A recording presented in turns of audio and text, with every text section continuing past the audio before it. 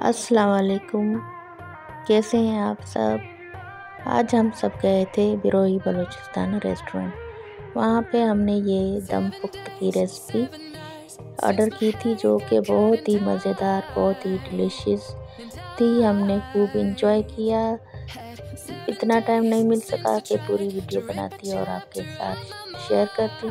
बस ये थोड़ी सी वीडियो और थोड़े से क्लिप्स मैंने बनाए थे, सोचा आपसे शेयर करती चलूँ। अगर कभी हैदराबाद आना हो तो लाजमी यहाँ विज़िट कीजिएगा, बिरोही बलूचिस्तान रेस्टोरेंट। यहाँ पे बहुत ही मज़े के टेस्टी रेसिपी मिलती है। ये दम पुख्त की रेसिपी तो बहुत ही मुझे पसंद आई थी।